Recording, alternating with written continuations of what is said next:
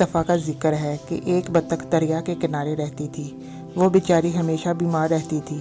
ایک دن اس کی طبیعت زیادہ خراب ہو گئی تو وہ ڈاکٹر کے پاس گئی۔ ڈاکٹر نے اسے بتایا کہ تمہاری بیماری ایسی ہے کہ تم جلد مر جاؤ گی۔ اسے یہ سن کر صدمہ ہوا کیونکہ اس کے پاس ایک انڈا تھا۔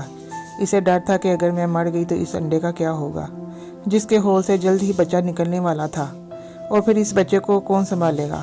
لہٰذا وہ اپنے سب دوستوں کے پاس گئی جو جنگل میں رہتے تھے۔ اس نے اپنے دوستوں کو اپنی ساری کہانی سنائی، لیکن انہوں نے مدد کرنے سے انکار کر دیا۔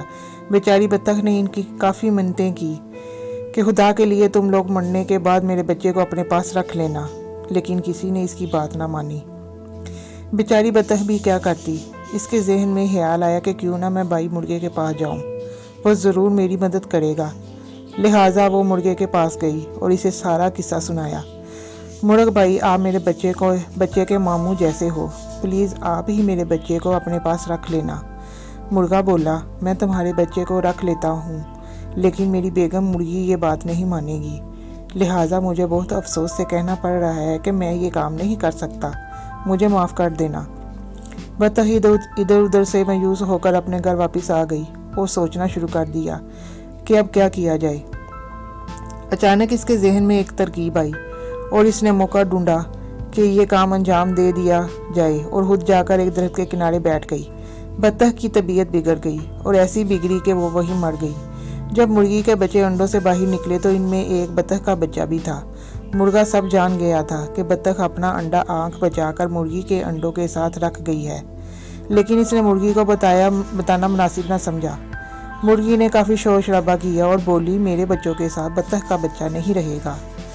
مرغے نے اسے کافی سمجھایا، لیکن مرغی نے اس کا کہنا نہیں مانا اور اپنے بچوں کو بھی منع کر دیا کہ بطخ کے بچے سے کسی کو بات نہیں کرنی۔ سب نے مرغی کی بات مان لی، لیکن دو چوزوں نے اپنی ماں کی بات نہ مانی، اور وہ خود جو کھاتے اپنے ساتھ اس بطخ کے بچے کو بھی کھلاتے تھے۔ مرغی کو بطخ کے بچے سے سخت نفرت تھی، وہ اسے دیکھنا بھی پسند نہیں کرتی تھی۔ ایک دن مرغی کے ذہن میں خیال آیا کہ ہم سب مل کر دریا کے کنارے سحر کو جائیں گے، سب واپس آ جائیں گے اور بطخ کے بچے کو وہیں چھوڑ آئیں گے، اس طرح اس سے جان چھوٹ جائے گی۔ وہ لوگ سحر کو نکلے۔ وہاں پہنچتے ہی ایک چوزا دریا کے کنارے چلا گیا اور ڈوبنے لگا۔ یہ دیکھ کر مرغی زور زور سے چیخنے چلانے لگی۔ بطخ کے بچے کو تیرنا آتا تھا، اس نے فوراً دریا میں تیرنا شروع کر دیا اور اس چوزے کو نکال کر باہر لے آیا۔ مرغی نے جب یہ دیکھا تو اسے اپنے کیے پر کافی شرمندہ ہوئی اور اس نے بطخ کے بچے سے معافی مانگ کر اسے اپنا بیٹا بنا لیا۔ اس طرح وہ سب ہنسی خوشی رہنے لگے۔ دیکھا کیسے بطخ کے بچے نے مرغی کے بچے کو بچایا اور کیسے اس کا بھلا ہوا۔ اسی لیے تو کہتے ہیں کہ کر بھلا تو ہو بھلا۔